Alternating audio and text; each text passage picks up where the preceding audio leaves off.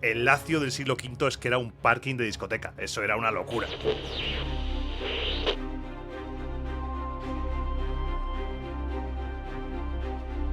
Radio Capitolio. Para romanos de bien.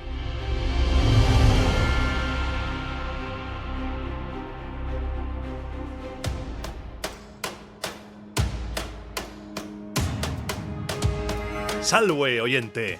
Gracias por estar un día más con nosotros. Pasa muy poco de la hora nona en este maravilloso y soleado día de Marte.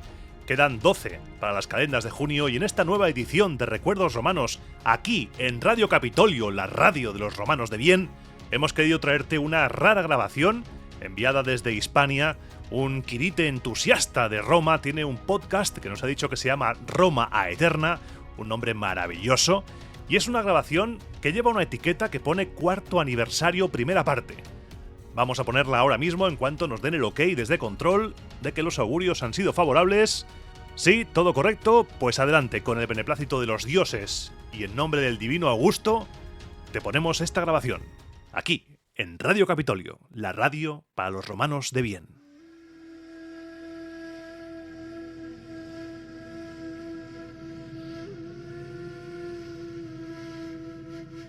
Te doy la bienvenida a la primera parte del cuarto aniversario de Roma Eterna. Hoy no hay nada, hoy no hay ni numeración de programa, ni recapitulación de trama republicana, hoy nada. No ha ocurrido esa batalla de la que usted me habla y en la que murieron, supuestamente porque no ha ocurrido, tantos romanos, no ha pasado nada de eso. Roma no está pasando mal, hoy somos felices. Porque es un día de fiesta. No se cumplen años todos los días y además no se cumplen 4 años de proyecto tampoco todos los días. El 30 de mayo del año 2020 nacía Roma Eterna. Madre mía, un tembloroso Iván del pasado todavía en shock por la pandemia. Creía que era buena idea abrir un podcast y empezó un viaje que no sabía dónde le iba a llevar.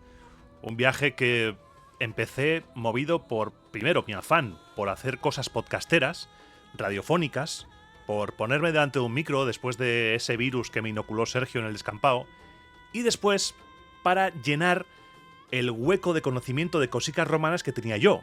Básicamente el podcast empezó por friquismo. Esto que estás escuchando empezó por puro friquismo, a la radio y el podcast y a la historia de Roma. Y con el paso de los programas fue aumentando la duración. Madre mía, la gran mentira.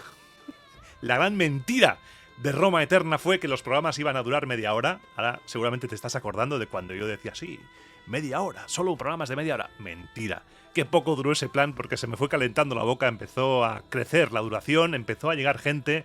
Quizá en ese momento o más tarde empezaste tú a escucharme, te gustó la manera que tengo de contar la historia, te quedaste escuchando y a lo tonto, tú y yo llevamos aquí más de 100 programas. 4 años el 30 de mayo, más de 100 programas, y para el programa de hoy te pedí tu colaboración.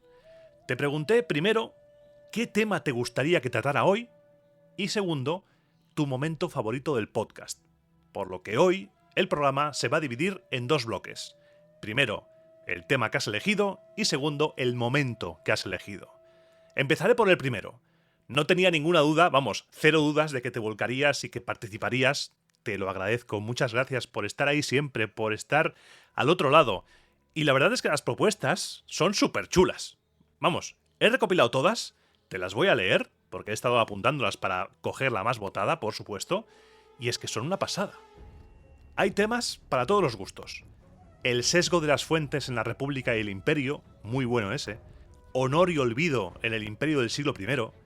Divinizaciones de emperadores en contraposición a las Damnatio Memoriae y explicar qué eran realmente las Damnatio Memoriae, de dónde viene ese nombre que no es antiguo. Tenemos otro, la ciudad romana, campamentos romanos, el germen de nuestras ciudades. Etimología, que es un tema también que me apasiona. La capacidad demográfica romana, porque no deja de palmar y vuelve y vuelve y vuelve. O sea, ¿qué está pasando ahí? Los bulos sobre las mujeres importantes, Livia, Mesalina, que es un tema en el que me meteré cuando lleguemos a ese momento y que me gustaría hablar, sí, es un temazo. Luego otro, los soldados más locos, los más condecorados, los más cafres, bien.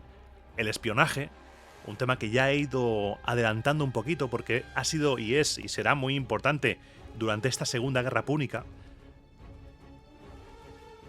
Una guía Michelin de cositas romanas por España, tremendo tema, un proyecto que me gustaría hacer.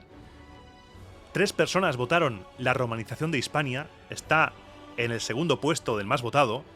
El tema de la maternidad en Roma es un tema también muy interesante, historia del arte, Cicerón y las Catilinarias. Gastronomía romana tuvo 2 votos, fue el tercero más votado. Clodio, personajazo, Catón el Viejo, cartografía romana, nuestro romano favorito, hablar de Julio César como dictator, el supuesto envenenamiento por plomo de los antiguos romanos, la falsa donación de Constantino, que ahí está, se demostró que era falsa y no ha pasado nada. Hola. Espartaco, personajazo. Todo el tema de mujeres en Roma que me gustaría tratar con Patricia. Augusto.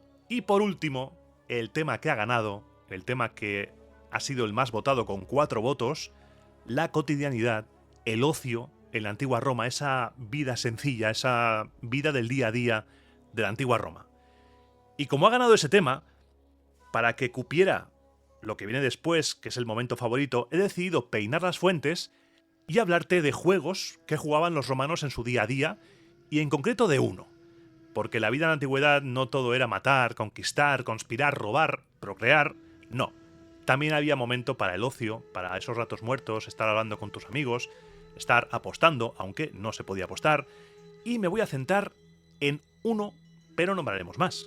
Te voy a hablar de las tabas, el juego favorito del emperador Augusto, y ahora, tras decir esto, voy a poner mi voz de lectura, voy a engolar un poco, porque se viene fragmento de Suetonio que quizá te descubra una faceta del emperador Augusto que desconocías.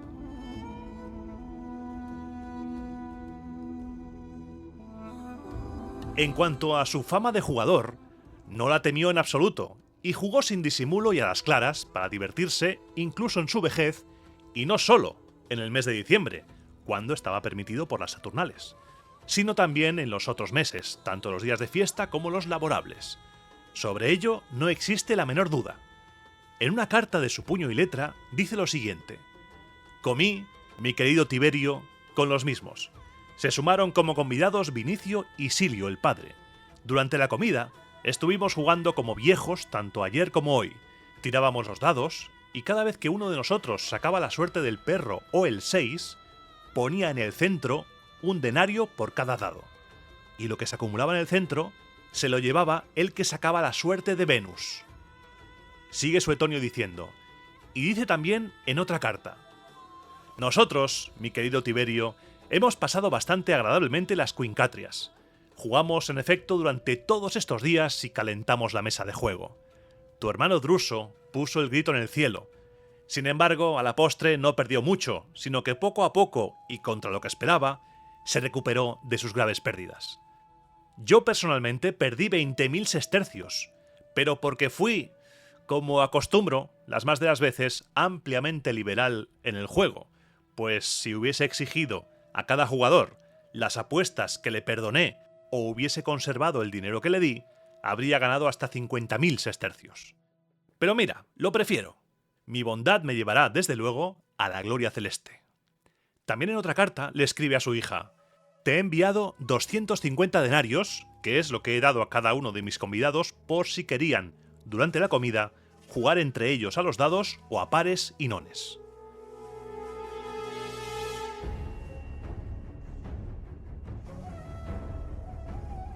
Vamos, que según Suetonio, a Augusto le iba el juego, tanto que me lo imagino montándose una tragaperras en su casa, acariciando la luminosa mientras decide los destinos del imperio. Una imagen que posiblemente no tuvieras del emperador, una imagen mucho más humana. Me gustan mucho estos fragmentos porque nos hacen ver más allá de ese personaje que vemos en las esculturas ahí, todo divinizado, todo idealizado, majestático, imperial. Aquí está ese señor mayor ya, jugando a los dados, y te he dicho dados aquí, pero antes te he hablado de tabas porque están muy relacionados. Porque nos da este fragmento varias claves. Por ejemplo, cada vez que uno de nosotros sacaba la suerte del perro o el 6, ponía en el centro un denario. Un denario que se llevaba el que sacaba la suerte de Venus. ¿Esto qué es? ¿La suerte del perro? ¿El 6? ¿La suerte de Venus? Vamos a otro autor, en este caso Ovidio, que en su libro del arte de amar, aparte de darte consejos amorosos que desde aquí te recomiendo que no sigas, nos hace mención... nos hace mención otra vez a este mismo juego y dice lo siguiente, en un apartado que se titula Conviene ser condescendiente y servicial. Vamos con Ovidio. No te mando yo que trepes armado por los bosques del Ménalo, ni llevar las condescendientes redes sobre tu cuello, ni te mando que ofrezcas el pecho a las saetas que te disparan. No serán duras las órdenes de mi cauta enseñanza. Cede cuando ella te lleve la contraria. Cediendo saldrás vencedor. Intenta únicamente representar el papel que ella te mande. Si reprende, tú reprenderás. Todo lo que ella apruebe, lo aprobarás tú. Lo que afirme, lo afirmarás. Lo que ella niegue, lo negarás. Si se ha reído, te reirás. Si llora, no se te olvide llorar. Que ella imponga las condiciones a la expresión de tu cara. O si juega y tira con su mano los dados de marfil, tira tú a perder y dáselos después de haberlos tirado mal. O si tiras las tabas, para que no tenga que sufrir el castigo por haber perdido, haz que te salgan más de una vez los ruinosos perros. O si el peón se mueve en el juego de los soldados, procura que tu soldado sea muerto por su enemigo de vidrio. Otra vez los perros, además nos habla de los perros en las tabas, Suetonio antes nos hablaba de los perros en los dados, y encima nos habla de otro juego, de un juego parecido al ajedrez, pero hablaremos de las tabas, que es un juego que posiblemente tú hayas jugado, porque yo tengo recuerdo de jugar, aunque no con huesos, sino con figuras hechas y comercializadas para ello. Los famosos gogos. ¿Te acuerdas de los gogos? ¡Ay, Dios mío, los gogos! En los 90 lo petaron. Y la idea es jugar a lo mismo, con variaciones. Es lo mismo que comentan Suetonio y Ovidio. Un juego antiquísimo que ya se jugaba en la antigua Grecia con 4 pequeños huesos. Los romanos llevaron el tema de los huesos un poco al extremo, marfil, ébano, vidrio, bronce, ágata, pero originalmente eran de hueso y se llamaban tali en plural, talus en singular. Las tabas, que también se llaman astrágalos por su nombre griego. Estos huesecillos se sacan de la rodilla de la pata anterior de los mamíferos de pezuña partida, camellos, llamas, cerdos, hipopótamos, bóvidos, antílopes, ciervos, ovejas, cabras. Es un huesecillo que está ahí, en la articulación, se saca completo, se limpia y tenemos una taba. A finales de la República, y por eso Suetonio te habla de los dados, estas tabas fueron sustituidas por dados, llamados tesserae. Aunque ambos eran juegos muy similares, Pelo Marcial nos da un detalle diferenciador de uno y otro. Nos dice que no sea yo, el dado, igual en número a las tabas, con tal de que el envite sea a menudo mayor conmigo que con las tabas. ¿Y cómo se juega? ¿Cómo se juega esto? Tú tiras las tabas, los tali, y la puntuación se lee en la cara que entra en contacto con la superficie, al revés de como lo hacemos con los dados hoy. No se lee lo que queda arriba, sino se lee lo que queda abajo. Al principio, con las formas y los nombres era suficiente para jugar, pero con el tiempo, a esas formas se les fue asignando un valor numérico, a cada cara.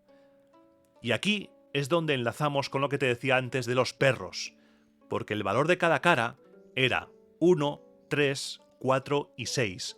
No existía ni el 2 ni el 5. Si caía por el estrecho plano con forma de una S al revés, tenía el valor de 1 y se le llamaba planum, volturis, canis o unio. Si caía por el lado ancho o cóncavo, tenía el valor de 3 y recibía los nombres de supinum, suppum o ternio. Si caía por el lado ancho convexo, recibía el valor de 4 y se llamaba pronum o quaternio. Y ya por último, si caía por el estrecho cóncavo con forma de S, recibía el valor de 6 y se llamaba tortuosum o senio. Entonces, si al 1 se le llamaba canis, que te salgan los perros, esos malditos perros, ¿qué será? Pues que con la tirada de 4 tabas te salgan 4 unos, te han salido los perros, la has cagao, porque es la peor tirada posible. Esa era la peor. Y la mejor, la suerte de Venus, la iactus venereus, iactus ¿te suena? Iacta est, iactus, que consistía en sacar los 4 diferentes, es decir, tú tiras y te sale un 1, un 3, un 4 y un 6. Esto lo encontramos en Marcial, que nos dice, cuando ninguna taba te caiga por la misma cara, dirás que yo te he hecho un gran regalo. Tirar todos los dados iguales será mal. sacar 4 seises, 4 cuatros, 4 treses, era sacar los buitres, aunque no era tan mala suerte como los perros. Era una especie de póker, para que te hagas una idea, con las figuras y con sus puntuaciones y todo. Las tabas se podían tirar con la mano o con cubiletes, que podían dar lugar a traviesas situaciones como avisa marcial, que dice lo siguiente: la mano fullera, que sabe tirar las tabas cargadas, si las tira conmigo, nada consigue salvo ilusiones. Este tema me encanta porque te imaginas a los antiguos romanos ahí jugando y maldiciendo su suerte cuando le salen los perros, o celebrando cuando le sale la tirada de Venus. Y es que de vez en cuando apetece salir de estos temas, apetece hacer un programa diferente. Yo creo que estos programas especiales de aniversario, navideños y demás, marcan mucho el estilo del podcast porque, si te fijas, no estoy siguiendo la estructura original de un programa cerrado de Roma Eterna. Esto sirve para evolucionar el formato, un formato que va cambiando con el tiempo. Por ejemplo, he ido cambiando de canción de inicio y de canción de final. Apetece también de vez en cuando no hablar de la historia cronológica de Roma. Llevábamos una carrerilla potente de República, porque, a ver, en ese momento el cuerpo nos pedía República, el cuerpo nos pedía tema anibálico y, entre tú y yo, si cambio de tema con Aníbal a medio camino entre los Pirineos y los Alpes, me arrancas la barba. Vamos, tengo cero dudas. Pero a cambio de este tirón largo por la historia de la República, hemos vivido momentos tremendos. Ese Aníbal ahí, en pelotas, habiendo pasado los Pirineos, los Alpes, derrotando ejército tras ejército, entrando como cuchillo en mantequilla por Italia, del mismo modo que vamos a entrar ahora en la segunda parte del programa. Porque como con las ideas de tema, que me las he guardado todas como oro en paño, para hablar de esto en futuros programas, no te creas tú que porque he hablado aquí de 2 jueguicos, esto se ha olvidado. No, me los he guardado para futuros temas. Vamos a ir haciendo investigación para sacar estas cosas porque son temas que te interesan, temas que quieres escuchar y temas que yo quiero hacer para ti y para que disfrutamos y aprendamos más. Pues como ha pasado con los temas, la recopilación de momentos que se ha reunido en los comentarios es altamente épica. Es muy épica. Y te los voy a decir todos, dejando para el final el más votado. El primero, que de vez en cuando recibo comentarios sobre esto, son las apariciones de Rómulo, que se echan de menos. Sí, es verdad, y si te has fijado, hoy ha aparecido Rómulo en la promoción, en la carátula, no sé cómo se llama, en la voz entradilla de Radio Capitolio, que es la radio competencia de Radio Aventino. No es una radio en la cual tú escuches cosas sucias como crímenes o sexo. No, en Radio Capitolio la gente va tapada. Radio Capitolio es la radio elevada para la gente elevada. Ahí ya quiero hacer que haya un universo paralelo entre Radio Capitolio y Radio Aventino y que cada colina de Roma tenga su radio. Que cada una sea diferente, porque Radio Aventino es la radio plebeya, es la radio punk, y Radio Capitolio no. Radio Capitolio es la radio de Pompeyo y Radio Aventino es la radio de Catilina o la radio de Clodio, a una gente así. Y yo también echo de menos a Rómulo. De momento tiene ese trabajo en Radio Capitolio, le escribiré para ver si quiere volver, porque sí que es verdad que se ha perdido y ahí lo dejé y he ido yendo y se ha quedado ahí, pero volverá Rómulo. 2 personas han votado Cincinnager y su vuelta, su segunda dictadura. Tremenda la historia de Cincinato, ahí con sus pepinos que lo recuperan. Y es que quiero recordar que en la segunda dictadura es cuando ocurre lo de Spurio Melio, que se lo cargan de una manera un poco así, un poco ninja, y luego está esa moneda de Bruto. Es un tema también tremendo. 2 personas han votado también Estébola y el tema de Lars Porsena. Ese Lars Porsena ahí tomando Roma, que estuvimos revisando las fuentes y parece que sí, según algunos autores, parece que sí tomó Roma, ese señor ahí. Ha salido en comentarios un momento del cual yo no tenía memoria alguna, no me acordaba de que había sucedido, pero cuando lo leí dije, ah, sí, este gilipollas soy yo. Y dice que hay un momento cuando se abre el suelo y un romano se sacrifica tirándose por el hueco que había abierto ahí. Y yo digo, consulto las fuentes y en las fuentes encuentro que al caer decía, suscríbete a Roma Eterna. La gente no sabía qué era eso, pero se suscribieron. Ese soy yo, sí, ese gilipollas soy yo. Suena mucho a mí. Gracias, Chris, por el comentario. Radio Aventino también ha salido. Mítica Radio Aventino. Volverá Roma Criminal. Porque va a haber temas, va a haber temas. 2 personas han votado La Invasión Gala del 390. Temón, también ahí. Los Cuadernos de Dioses, que volverán este verano. Vamos a ir pensando, ¿eh? Vamos a ir pensando qué dioses quieres que toque este verano. Ese romano ahí, vacilándole a Pirro. Yo no te reconozco como interlocutor. ¿Usted quién es, señor? ¿Usted quién es? Cocles, Horacio Cocles, peleando en ese puente ahí, en el puente Sublicio, él solo, que le tiraban todo tipo de cosas, armas, un becerro, le tiraban de todo. La sección sin música, realmente creo que es el punto diferencial del podcast, esa sección sin música, que hoy es un poco sección sin música todo el programa, también tengo que decirte, un poco así. Después tenemos a Coriolano y, por último, el más votado, no podía ser de otro modo, el más votado fue el tremendo hachazo de Tarquinio Prisco, que he estado revisando los guiones porque de Tarquinio Prisco te hablo en el programa 7, te hago una breve introducción de su vida, y te hablo en el programa 9 del reinado de Tarquinio Prisco. Y estuve revisando y no está en el guión el momento cómico, sí que está el hecho de que se lleva un tremendo zurriagazo con un hacha, lo dejan ahí clavado, pero el bub no está, y la forma de decirlo tampoco.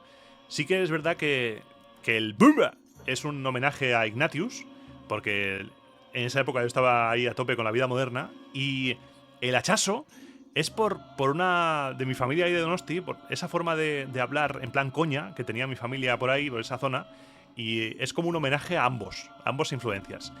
Así que hoy vamos a recrear, porque sería muy zorrupio por mi parte, decir, pues mira, te dejo aquí el momento, le doy al play y hasta luego, Lucas, me voy y nos vemos. No. Te voy a recrear, voy a regrabar gran parte de ese programa porque ese programa tiene cosas muy interesantes. He estado revisando el guión y tiene cosas muy buenas y que a mí me molan y que yo te quiero volver a contar porque son historias que mucha gente olvida. Por ejemplo, Tito Livio nos cuenta en el programa 7, en el programa dedicado a Anco Marcio, al reinado de Anco Marcio, nos explica la ceremonia mediante la cual Roma declaraba formalmente la guerra a otro pueblo. Y a partir de ahora va a sonar un poco más de música, un poco más épica, porque se va a convertir esto de nuevo en Roma Eterna. De nuevo, o va a ser Roma Eterna.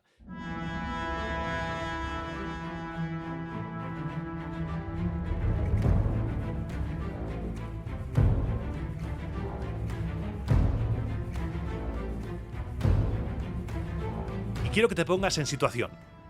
Roma. Estamos en la época de la monarquía. Roma tiene un conflicto con algún pueblo vecino. Novedad. Uy, novedad. Puedes nombrar cualquier pueblo vecino que seguro que habrá algo por lo que darse espadazos. Saqueos mutuos, algún secuestro. Es que, a ver, el Lacio en aquella época, siglo V, VI, era más peligroso que Twitter a veces. Y entonces, cuando el Fecial llegaba a la frontera del pueblo, al cual se le estaba presentando la reclamación, se cubría la cabeza con el filum, un velo de lana, un velo que se creía que tenía propiedades porque la lana se creía que tenía propiedades mágicas por ser vestimenta del hombre primitivo y por pertenecer a víctimas de sacrificio, y además tenían prohibido estos feciales vestir lino. Con la cabeza cubierta, el fecial en la frontera del pueblo al que se le iba a declarar la guerra, pero en este momento no, en este momento se le iba a presentar una reclamación, como cuando tú le pides una reclamación a tu compañía de teléfono, le decía: escucha, Júpiter, escuchad, fronteras de... me voy a inventar el pueblo. Escuchad, fronteras de los latinos, que escuche el derecho sagrado. Yo soy el representante oficial del pueblo romano. Traigo una misión ajustada al derecho humano y sagrado. Que se dé fe a mis palabras. En ese momento, el fecial, gritándole a la nada, recuerda que está gritándole a la nada, expone las reclamaciones y pone después a Júpiter por testigo. Si yo reclamo en contra del derecho humano y sagrado que esos hombres y esas cosas se me entreguen como propiedad del pueblo romano, no permitas que jamás vuelva yo a mi patria. Recita esta fórmula de nuevo cuando cruza la frontera, la repite al primer hombre que se encuentra: hola, buenos días, yo soy Júpiter, escúchame. Perdone, ¿quién es usted?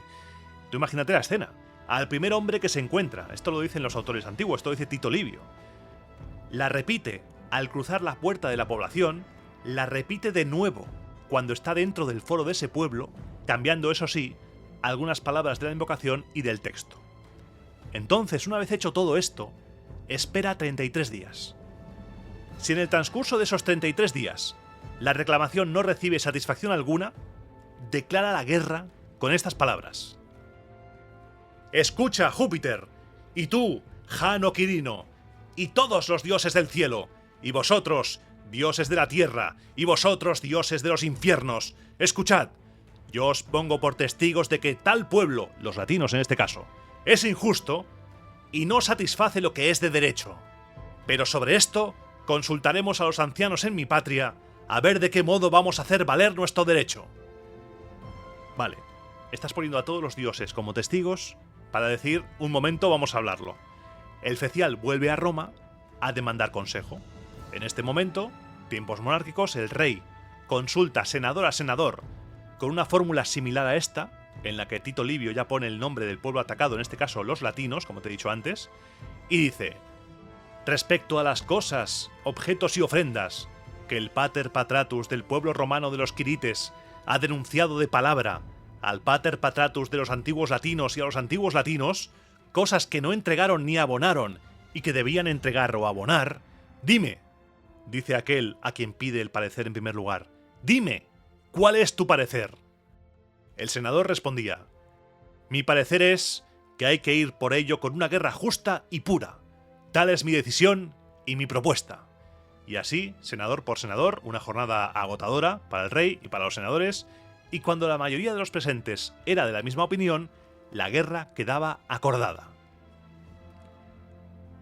En ese momento, el Fecial llevaba hasta la frontera enemiga una jabalina y en presencia de por lo menos 3 adultos decía: dado que los pueblos de los antiguos latinos o individuos antiguos latinos hicieron o cometieron delito contra el pueblo romano de los Quirites, dado que el pueblo romano de los Quirites decidió que hubiera guerra con los antiguos latinos, o que el senado del pueblo romano de los Quirites dio su parecer, acuerdo y decisión de que se hiciese la guerra a los antiguos latinos, por ese motivo yo, al igual que el pueblo romano, declaro y hago la guerra a los pueblos de los antiguos latinos y a los ciudadanos antiguos latinos.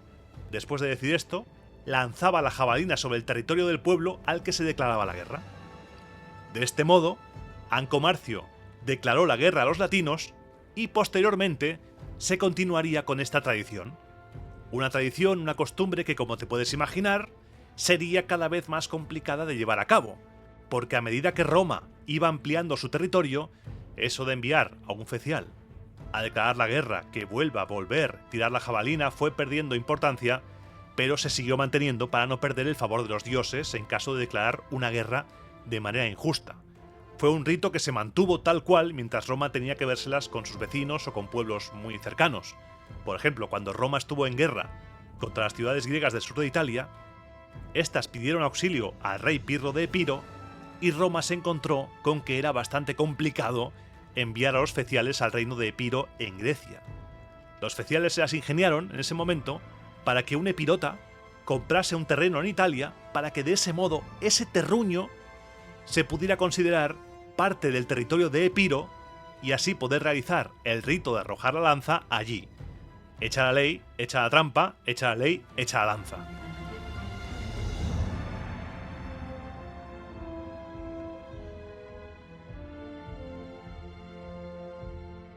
En tiempos del Imperio fue todavía más complicado mantener esta tradición y lo que se hizo fue dedicar un terreno en el templo de la diosa de la guerra Belona, la diosa original de la guerra romana, de la que ya te hablé en un cuaderno de dioses, y en ese lugar se instaló una columna para señalar el lugar desde donde lanzar la jabalina y el terreno se convirtió en el escenario en el que llevar a cabo el ritual. En este programa número 7 de Roma Eterna no solo te hablé del reinado de Anco Marcio y de tradiciones curiosas como el tema de la lanza, sino que también te hice una introducción sobre la vida de Tarquinio Prisco. Te hablé de sus orígenes corintios, de cómo se fue a Roma buscando una vida mejor, en un lugar abierto, que estaba Roma en ese momento, a cualquier persona que quisiera empezar una nueva vida. Y más abierto todavía cuando hablamos de alguien de dinero, como era este Lucumón, antes de cambiarse el nombre por el de Lucio Tarquinio, porque Prisco es antiguo y es una forma de diferenciarlo del último rey de Roma, Tarquinio el Soberbio. Es como hablar de Tarquinio el Joven y Tarquinio el Viejo, pues lo mismo. La historia de Tarquinio Prisco, la historia de Lucumón, es un invent, es una historia claramente inventada para explicar de manera poética, mítica, épica, la etrusquización de Roma. Pero aquí hemos venido a jugar. Hemos venido a jugar, porque este señor, según nos cuentan las fuentes, había hecho muy buenas migas con el rey Anco, hasta el punto de participar en su consejo privado, y tras la muerte de Anco, del rey, fue designado este Tarquinio en su testamento como tutor de sus hijos, mientras el poder volvía a caer en manos de los interreges, en el Senado. El Senado reunió al pueblo para elegir rey, se nombró a Lucio Tarquinio Prisco como regente, aproximadamente en el año 614 a.C., una fecha que nos da Dionisio de Halicarnaso. Falta un siglo casi todavía para que a Tarquinio el Soberbio le dieran pasaporte fuera de Roma, pero Tarquinio no tenía intención alguna de ser el tutor de los hijos de Anco Marcio y dejar que fuera otro el próximo rey. Tarquinio quería ser rey, Tarquinio quería el trono, vamos, si lo quería. Y para conseguirlo, lo primero que hizo fue, según Tito Livio, alejar a los niños de la ciudad enviándolos a cazar, para así tener vía libre y poder preparar su campaña electoral. Es algo muy curioso porque sí, según las fuentes escritas, Tarquinio Prisco fue el primer rey que se presentó como candidato a rey. El resto ninguno se presentó para el cargo. Hubo algunos, como Numa, por ejemplo, Numa Pompilio, que no quería ser rey. Numa Pompilio diciendo, dejadme tranquilo, por favor, y los senadores diciéndole, pero que tienes que ser rey. Porque sí, porque lo pone aquí, tienes que ser rey. Y Numa diciendo, déjame en paz, aquí estoy con mis libros y mis cosas. Según nos cuenta Tito Livio, Tarquinio Prisco pronunció un discurso con el objetivo de ganarse a la plebe. Remarcó que no era raro que él fuera rey, ya que no sería el primer extranjero en el trono de Roma. Tito Tacio fue rey, aún habiendo sido enemigo de Roma, y Numa ni había estado nunca en Roma. Si nos ponemos puntillosos, Tarquinio Prisco, Rómulo tampoco era de Roma. Él, en cambio, había emigrado con su mujer y con todos sus bienes, había vivido más tiempo en Roma que en Tarquinia y además jugó la carta de la amistad, porque él había aprendido las leyes de la mano del rey Anco Marcio, del que era íntimo amigo. Y el pueblo de Roma, por abrumadora mayoría, lo eligió rey. Comenzaba de este modo el reinado de Tarquinio Prisco, un programa, el 9, muy interesante y muy importante porque es aquí también donde surgen los símbolos de poder en la antigua Roma. Porque tras varios años de guerra con los etruscos, Dionisio de Halicarnaso, nuestro grandísimo amigo Dionisio, nos cuenta que los embajadores etruscos llevaron a Roma las insignias de la soberanía, con las que los etruscos ornaban a sus reyes: una corona de oro, un trono de marfil, un cetro con un águila en su cabeza, una túnica de púrpura con botón de oro y un manto de púrpura bordado, como los que llevaban los reyes de Lidia y Persia, pero de forma semicircular. La túnica es la túnica palmata y el manto es la toga picta. Algunos cuentan que también en ese momento se le hizo entrega a Tarquinio Prisco de las 12 hachas, trayendo una desde cada ciudad de la Liga Etrusca, porque parece que es una costumbre tirrena, etrusca, que cada uno de los reyes vaya precedido por un lictor que lleva un hacha junto con un haz de varas, el fastes, que ya hablamos de esto en el programa de Rómulo. Cada ciudad tenía un hacha, pero si se produce una expedición conjunta de las 12 ciudades, las 12 hachas se entregan a uno solo, simbolizando la toma del poder absoluto. El propio Dionisio se hace eco de que existe otra tradición que habla de que los lictores se establecieron en tiempos de Rómulo. A mí personalmente me gusta más esta, porque es un símbolo como mucho más potente. Cada ciudad tiene un hacha, un fastes, todas se unen en tiempos de necesidad para hacer que haya un comandante en jefe y ahora mismo te estamos entregando nuestras hachas. Lo malo es que después de esto se van a seguir pegando los romanos con los etruscos, va a haber hostias como panes, así que esta entrega es un poco así asado.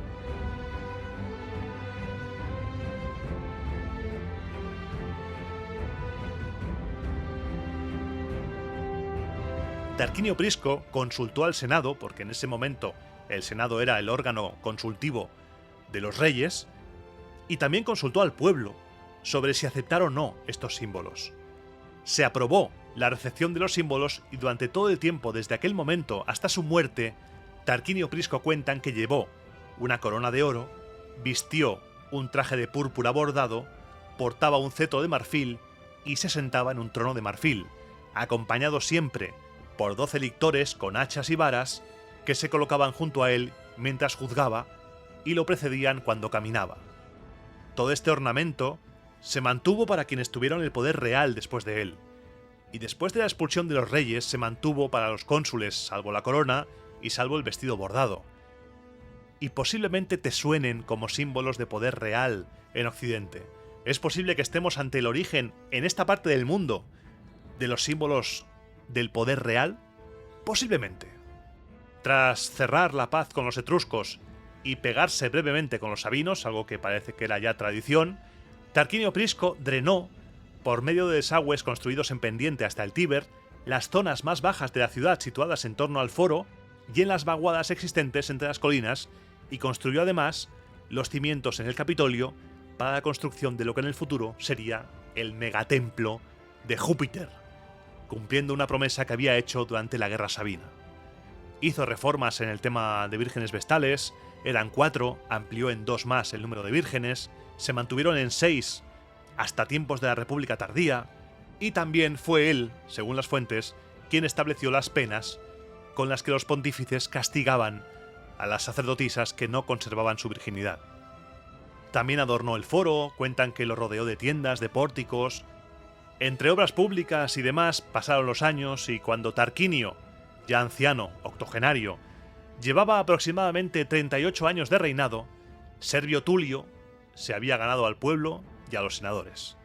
Y en ese momento, los hijos de Anco Marcio, esos niños a los que supuestamente debía cuidar Tarquinio y de los que no se volvió a saber nada, aparecieron de nuevo. Quizá habían ya aparecido antes, pero las fuentes no lo cuentan. Y los hijos de Anco estaban cabreadísimos, porque estaba cantado que después de Tarquinio iba a reinar Servio Tulio. Era el favorito de todo el mundo, era el chico guapo, el chico que a todo el mundo adoraba, y los hijos de Anco sentían que les habían usurpado el trono. Estaban indignados porque estuviera reinando en Roma no ya un ciudadano de un pueblo vecino, sino alguien cuyo origen no era ni italiano directamente. Consideraban una humillación inaceptable que Servio Tulio, un esclavo en esta versión, reinara en la misma ciudad en la que hace no demasiado tiempo Rómulo, hijo de un dios y dios él mismo, había reinado. Creían que era una deshonra colectiva para el pueblo romano y para su familia que, existiendo descendientes varones del rey Anco, el trono de Roma fuera a parar a esclavos. En ese momento, los hijos de Anco, cuyos nombres no nos dice Tito Livio, deciden impedir que el trono caiga en manos de Servio Tulio. Primero intentaron malmeter acusando al rey de matar a un augur, pero no cuajó, así que optaron por la vía más directa. Optaron por matarlo directamente.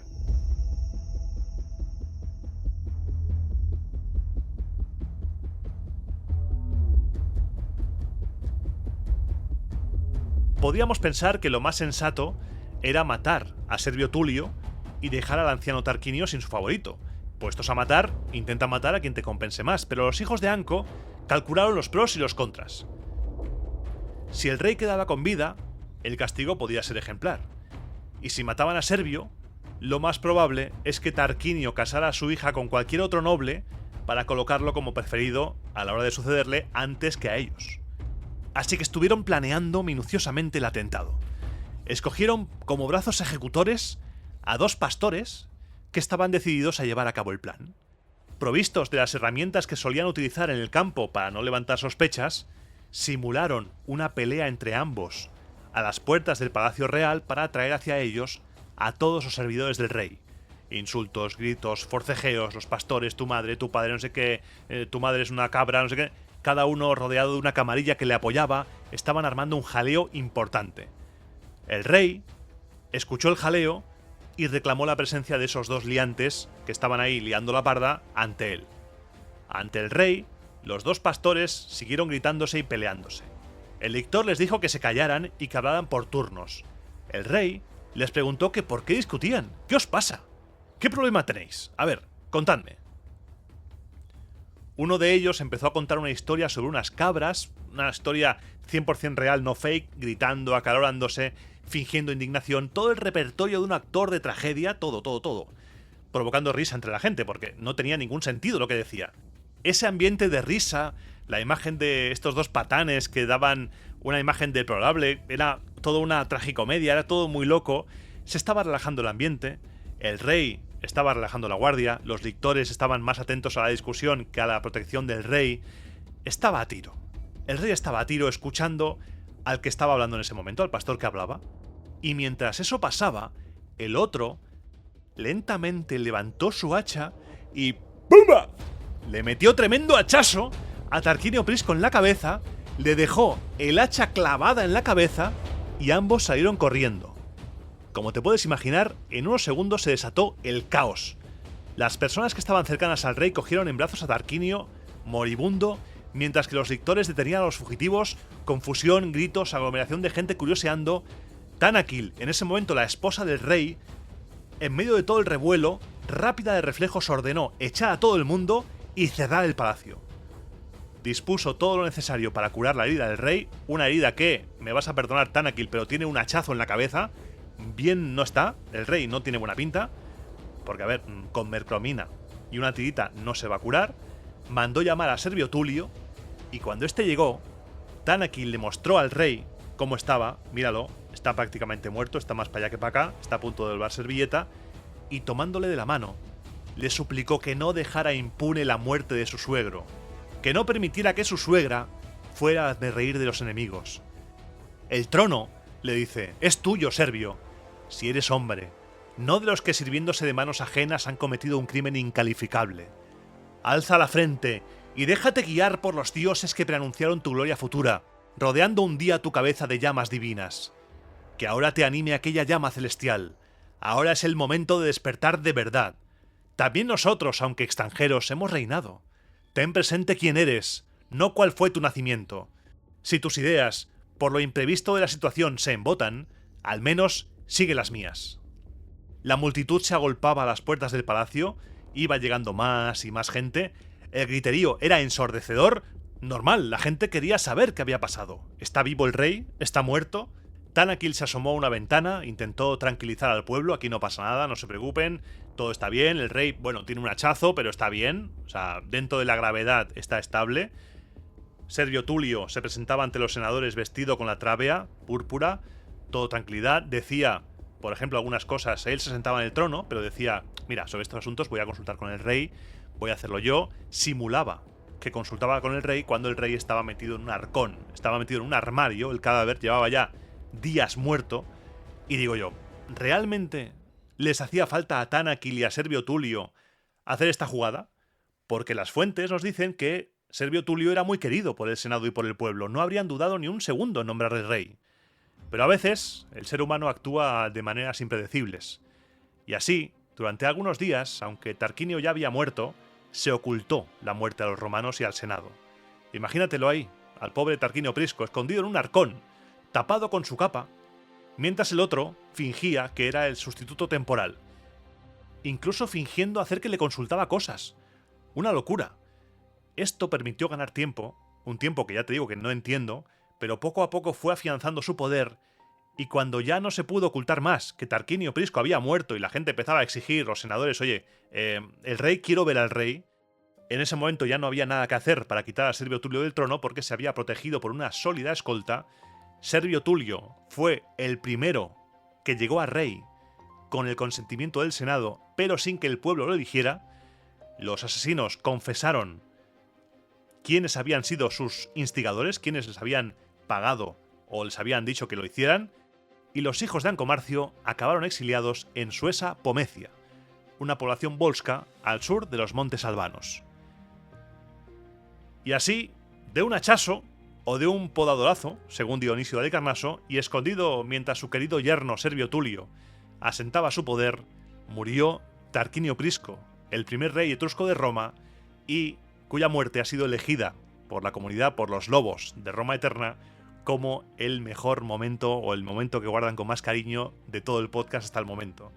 Y me ha hecho mucha ilusión volver a recuperar este guión, porque claro, yo esto te lo he leído del guión, bueno, más que leer, te lo he a mi manera, del guión original. Y cuando lo leía es como que estaba rememorando el momento en el cual yo lo grabé. Y es que han pasado más de 100 programas después de este, ¿eh? Porque este ahora mismo, numerado el 115. Y el de Tarquinio Prisco es el 9. Madre mía, lo que ha cambiado todo, ¿eh? Madre de Dios. Uf. Y con esto yo creo que ha quedado un buen primer programa de aniversario de Roma Eterna, porque además habrás notado que ha cambiado la hora. Ha cambiado la hora de lanzamiento. Este programa lo estoy lanzando en contra de lo que yo dije. Yo dije que iba a salir el sábado, pero no ha salido en sábado porque soy un poco híbrido. Ha salido en miércoles además a las 10 de la noche, en hora española, hora peninsular española. Porque Carlos Romeo tuvo una buena idea en comentarios. Me dijo, oye Iván, mira, es que se hace tarde. Si lo sacas a las 12 yo lo quiero escuchar en cuanto salga. Y se me hace tarde.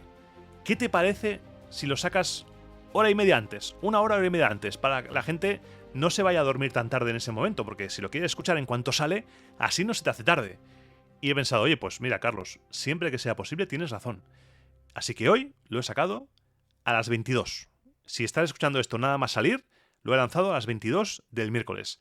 ¿Y por qué? Si dije que lo iba a sacar en sábado, ¿por qué sale el miércoles? Porque así te digo que este viernes voy a estar en Tárraco, en Tarragona, en Tárraco Viva, a las 5 de la tarde con Néstor Márquez en directo para hacer la segunda parte, el segundo programa de este cuarto aniversario en directo en el antiguo ayuntamiento. Es gratis, la entrada es gratis, tú vente, lo vamos a pasar muy bien y va a ser un programa en el cual hablaremos sobre el desembarco en la península ibérica de los romanos. Hablaremos de cómo empezó la Segunda Guerra Púnica, haremos una recapitulación de todo ese momento y entraremos un poquito en Neo Cornelio Escipión entrando, desembarcando en Ampurias, haciendo así sus primeras operaciones, el choque con Janón. Vamos a ver ese primer enfrentamiento entre cartagineses y romanos y cómo después se va a refugiar en los cuarteles de invierno que los pone en la ciudad de Tárraco. Vamos a ver qué tal todo eso y yo creo que va a ser un programa guay. Y antes de irnos, y esto que sirva como sección sin música, decirte que no acaba aquí el programa porque hay una cosita que te quiero decir y te la cuento al final para que sea esto para los True Wolves, los auténticos lobos de Roma Eterna, y es que hay un sorteo. Y es que he escrito a las buenas gentes de latostadora.com y les he dicho, oye, mira, es el cuarto aniversario de Roma Eterna, vamos a hacer algo. ¿Qué podemos hacer? ¿Alguna clase de, no sé, sorteo, colaboración? He subido un diseño a la tostadora con el logo del cuarto aniversario y me han dicho, muy bien, pues muy bien. Vamos a sortear camisetas. ¿Qué te parece? ¿10 camisetas? Bien, bien.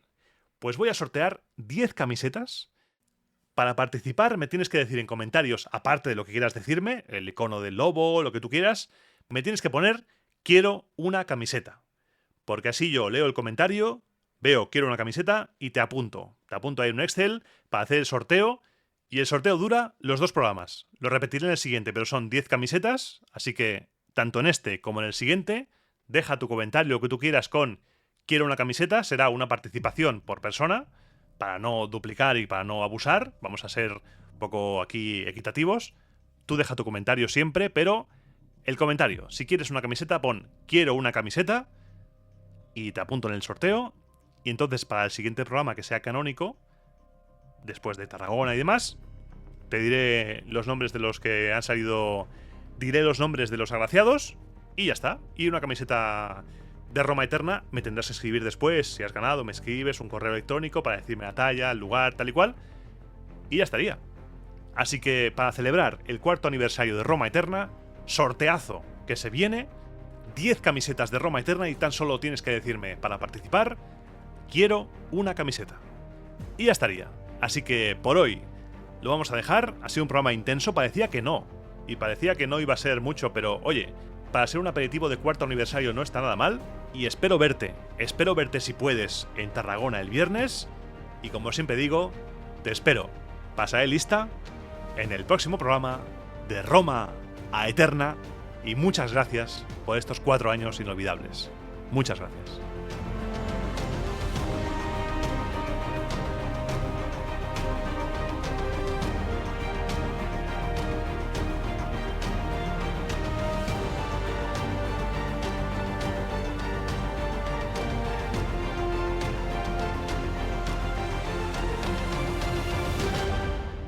Y ya para rematar, sección del final, ya está disponible el viaje. Lo pongo aquí ahora porque así la gente que se queda hasta el final, como tú, puedes tener un poquito más de ventaja, ya que lo he puesto en todas las redes, te puedes apuntar al viaje, quedan ya pocas plazas, ha sido una locura, muchísimas gracias, quedan pocas plazas, así que apúntate.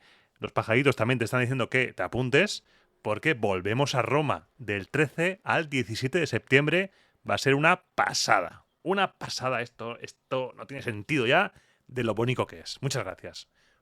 Y como siempre digo aquí, espero que a ti y a los tuyos os vaya fenomenal. Espero que los dioses os sean propicios y un fuerte abrazo. Los pájaros también te dicen adiós. Adiós.